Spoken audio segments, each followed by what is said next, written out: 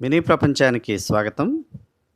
రాష్ట్రంలోని national health మిషన్‌లో పనిచేస్తున్న ఉద్యోగుల జీతాల చెల్లింపు ప్రక్రియ తీవ్ర వివాదాస్పదంగా మారింది.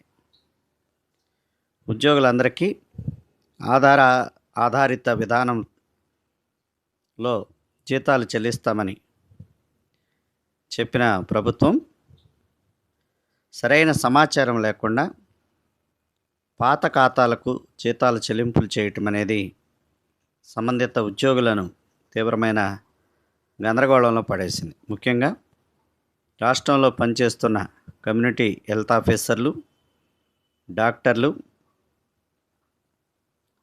వివిధ రకాల సిబ్బంది యొక్క జీతాలు ఏప్రిల్ నెలకు సంబంధించిన జీతాల చెల్లింపు విషయంలో నెలకొన్న వివాదం తీవ్రమైన దుమారాన్ని రేపుతుంది.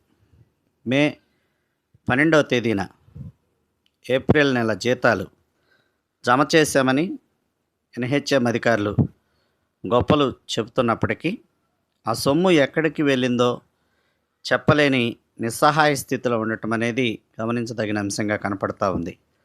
ఎలాంటి ముందస్తు సమాచారం లేకుండా, కనీస అవగాహన లేకుండా ఆధారిత విధానం పేరుతో 15 ఏళ్ల నాటి పాత ఖాతాల్లోకి జీతాలను మళ్లించటం అధికారుల బాధ్యత రాహిత్యానికి పరాకాష్ఠని బాధితులు వాపోతున్నారు.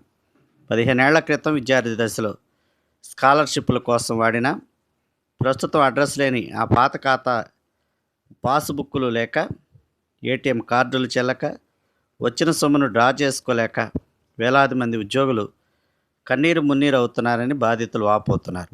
ఒకవైపు పాత ఖాతాల్లోని పెనాల్టీల క్రింద బ్యాంకులు జీతాలను గుంజుకుంటుంటే, మరోవైపు గడిచిన 50 రోజులుగా పైసా అందక సామాజిక ఆరోగ్య అధికారుల కుటుంబాలు పస్తులుంటున్నాయని బాధితులు చెప్తున్నారు.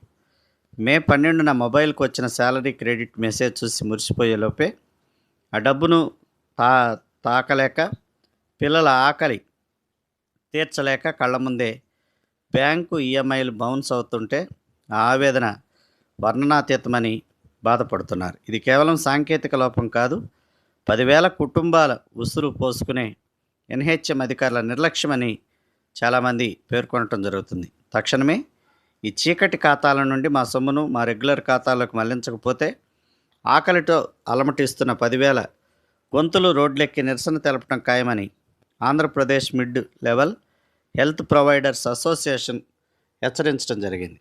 ఎన్హెచ్ఎం ఉద్యోగులకు జీతాల చెల్లింపు వ్యవహారంలో సరైన సమాచారం లేకుండా గందరగోళాన్ని సృష్టించడం అనేది అధికారుల బాధ్యత రాహిత్యానికి పరాకాష్ఠగా చాలామంది పేర్కొంటూ ఉన్నారు. ఇప్పటికైనా ప్రభుత్వం ఈ విషయంలో స్పందించి పాత ఖాతాల నుంచి ఆ సొమ్మును తిరిగి ఏదైతే రెగ్యులర్గా వినియోగిస్తూ ఉన్నారో ఆ ఖాతాల్లోకి మళ్లించాల్సిన అవసరం ఉంది.